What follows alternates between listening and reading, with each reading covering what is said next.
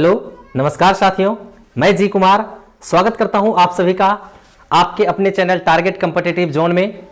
और आज है डेली डोज 39, क्योंकि कल मैं 37 पढ़ा था, उससे पहले 38 पढ़ा दिया था। आप जाकर उसको देख लेंगे, ठीक है। और टॉपिक है प्रमुख उपकरण एवं उसके कार्य। बहुत ही इंपॉर्टेंट टॉपिक है, इससे भी क्वेश्चंस पूछे जाते हैं एग्जाम में। चलिए एक मोटिवेशंस के साथ हम लोग वीडियो की शुरुआत करते हैं कि परिंदा कहता है, मतलब खोल दे पंख मेरे कहता है परिंदा, खोल दे पंख मेरे कहता है परिंदा, अभी और उड़ान बाकी है। खोल दे पंख मेरे कहता है परिंदा, अभी और उड़ान बाकी है। जमीन नहीं है मंजिल मेरी, अभी पूरा आसमान बाकी है। आपको भी अपनी मंजिल तक मैं सफर लेकर के, मतलब मेरे साथ चलेंगे आप, और मैं आपको मंजिल तक पहुंचाऊंगा। चलिए इसी मोटिवेशंस के साथ वीडियो की शुरुआत करते हैं। अंत तक वीडियो में बने रहिएगा। मिटाते हैं हम इसको, उसके बाद एक एक करके हम लोग लिखेंगे। इंपॉर्टेंट केवल टॉपिक को हम लोग लिखेंगे कि कौन कौन सा उपकरण है जो एग्जाम में पूछे जाते हैं, उससे क्या कार्य है। तो सबसे पहला जो है, जो इंपॉर्टेंट है, उसको लिखेगा बैरोमीटर। बैरोमीटर, तो बैरोमीटर से क्या मापा जाता है? वायुमंडलीय दाब को मापा जाता है। क्या मापा जाता है? लिख लीजिएगा, वायुमंडलीय दाब। वायुमंडलीय दाब मापा जाता है। फिर दूसरा लिखिएगा स्टेथोस्कोप। एक है स्टेथोस्कोप। स्टेथोस्कोप, इससे क्या मापा जाता है? तो स्टेथोस्कोप से मापा जाता है आपका हृदय एवं फेफड़े की गति सुनने में प्रयोग किया जाता है। हृदय एवं फेफड़े की गति सुनने में किसका प्रयोग किया जाता है? स्टेथोस्कोप का प्रयोग किया जाता है। फिर आप लिखेंगे कार्डियोग्राम। क्या लिखेंगे? कार्डियोग्राम।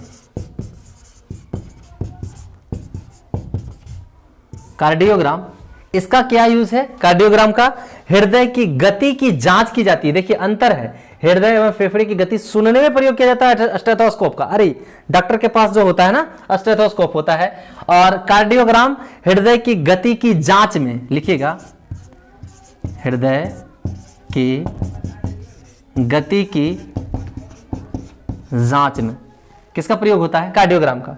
फिर आप लिखेंगे, उसके बाद है आपका हाइड्रोमीटर। लिखिएगा हाइड्रोमीटर, केवल उसी उपकरण को लाया गया है जो आपको एग्जाम में नंबर्स दिलाएंगे, मार्क्स दिलाएंगे। हाइड्रोमीटर लिख लीजिएगा। हाइड्रोमीटर से क्या मापा जाता है? द्रव का आपेक्षिक घनत्व को मापते हैं। देख लीजिएगा, द्रव्य का आपेक्षिक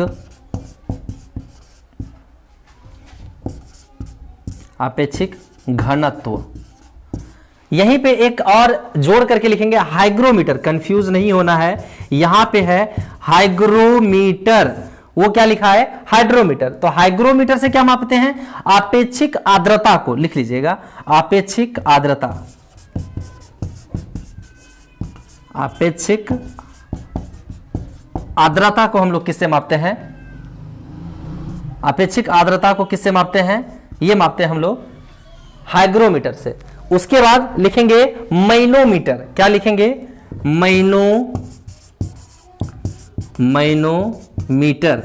मैनोमीटर से क्या मापते हैं? मैनोमीटर से हम लोग मापते हैं पौधों के जड़ों की दाब की माप और गैसों का घनत्व। फिर लिखिएगा, पौधों के जड़ों की माप एवं, ये ज्यादा इंपॉर्टेंट नहीं, इससे मैनोमीटर से क्या मापते हैं? गैसों का घनत्व मापने में इसका इस्तेमाल किया जाता है। ठीक है। फिर लिखेंगे आप लोग उसके बाद रेन गेज। रेन गेज से क्या मापेंगे? जैसे जिस तरह से आपको इंग्लिश का नाम है ये रेन मतलब वर्षा। क्या है? वर्षा का मापक है आपका रेन गेज। वर्षा का मापक, यानी वर्षा की माप करते हैं किससे? रेन गेज से। और लिखेंगे आप लोग रेन गेज के बाद एक और इंपॉर्टेंट रिएक्टर स्केल जो पूछा जाता है। Richter scale. अब देखिए यहीं पे रिएक्टर स्केल और साथ में मैं लिखाऊंगा सिस्मोग्राफ। तो रिएक्टर स्केल से क्या मापते हैं? भूकंप की तीव्रता इसमें नोट की जाती है, रिकॉर्ड की जाती है। क्या लिखेंगे? भूकंप की तीव्रता की माप लिखिए। भूकंप की तीव्रता की माप करते हैं। चलिए, नीचे अटेगा नहीं इसलिए मैं बाद में लिखाऊंगा, पहले आप इतना तक नोट कर लें या फिर इसको स्क्रीनशॉट ले लें, फिर मैं आगे बढ़ता हूं।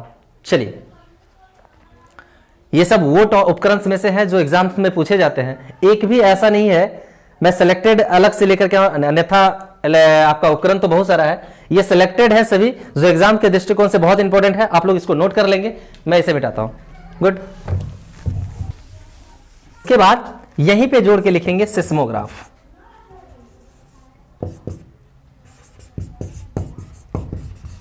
सिस्मोग्राफ, इसमें क्या मापते हैं हम लोग? भूकंप की मापी यंत्र है ये क्या है?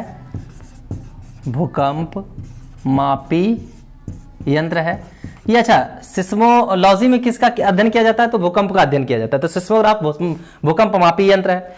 और रिएक्टर स्केल क्या? भूकंप की तीव्रता उस पर रिकॉर्ड की जाती है। ठीक है, उसी तरह से आप और लिख लेंगे लैक्टोमीटर। लिखिए लैक्टोमीटर। लैक्टोमीटर से क्या मापते हैं? दूध की शुद्धता। क्या मापते हैं? दूध की शुद्धता की जांच की जाती है। फिर आप लिखेंगे दूध की शुद्धता मतलब लैक्टोमीटर। उसके बाद है आपका एक लिख लेंगे फेदोमीटर। यह भी बहुत इंपॉर्टेंट है, कई बार एग्जाम में पूछ चुका है। फेदोमीटर, फेदोमीटर से क्या मापते हैं? फेदो समुद्र की गहराई। क्या मापते हैं? समुद्र की गहराई मापने में किसका इस्तेमाल किया जाता है? आपका फेदोमीटर का इस्तेमाल किया जाता है। फिर आप लिखेंगे फेदोमीटर के बाद एनीमोमीटर। क्या लिखेंगे? एनीमोमीटर। अब एनीमोमीटर से क्या मापते हैं हम लोग? हवा की शक्ति एवं गति को। हवा की शक्ति एवं गति से क्या मापते हैं हम लोग? मतलब एनीमोमीटर से मापते हैं हवा की शक्ति एवं गति को। उसके बाद फिर लिखेंगे सिस्मोग्राफ, आपको मैंने लिखा दिया। लिखेंगे सेक्सटेंट, एक ये भी इंपॉर्टेंट है। सेक्सटेंट, सेक्सटेंट से क्या मापते हैं? मीनारों की ऊंचाई माप किया जाता है या फिर दो वस्तुओं की कोणीय दूरी को मापते हैं। लिख लीजिएगा, यही लिखिए, दो वस्तुओं के कोणीय दूरी को किससे मापते हैं? आमीटर। आमीटर से हम लोग क्या मापते हैं? विद्युत धारा की माप की जाती है। ठीक है, लिख लेंगे विद्युत धारा की माप।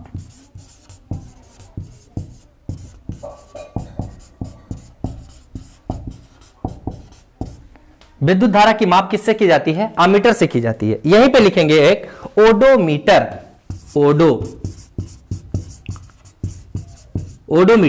ओडोमीटर से क्या मापते हैं? पहियों द्वारा तय की गई दूरी को मापते हैं। पहियों द्वारा तय की गई दूरी। पहियों द्वारा तय की गई दूरी की माप हम लोग किससे करते हैं? ओडोमीटर से करते हैं। ठीक है, यहीं पे एक और लिखेंगे किस्कोग्राफ। बहुत इंपॉर्टेंट है ये भी। ओडोमीटर भी बहुत ज्यादा पूछे जाता है ना। सेक्सटेंट आपका पूछता है, एनीमोमीटर पूछता है, फेडोमीटर पूछता है, लैक्टोमीटर पूछता है, सिस्मोग्राफ पूछता है। उसके बाद आप लिख लेंगे यहीं पे क्या? किस्कोग्राफ। किस्कोग्राफ। अब किस्कोग्राफ से हम लोग क्या मापते हैं? किस्कोग्राफ से पौधे की वृद्धि की माप की जाती है। लिख लीजिएगा, पौधों के वृद्धि की माप। पौधों की वृद्धि की माप हम लोग किससे करते हैं? किस्कोग्राफ से करते हैं। चलिए, यहीं पे नेक्स्ट लिखेगा आप एक टेकोमीटर। क्या लिखेंगे? टेकोमीटर। अब टेकोमीटर से क्या मापते हैं हम लोग? वायुयान की गति मापने में प्रयोग किया जाता है। वायुयान की गति मापने में किसका इस्तेमाल किया जाता है? टेकोमीटर का इस्तेमाल किया जाता है। तो ये कुछ इंपॉर्टेंट थे, इसे भी आप लोग नोट कर लें, आप स्क्रीनशॉट ले लें। ठीक है, फिर मैं आपको और कुछ इंपॉर्टेंट उपकरण को बताते हैं और उसके कार्यों को। चलिए नोट कर लीजिए, इसको मिटा दें। गुड। उपकरण है कुछ स्फिग्नोमैनोमीटर, स्फिग्नो, एक सेकेंड, स्फिग्नोमैनोमीटर,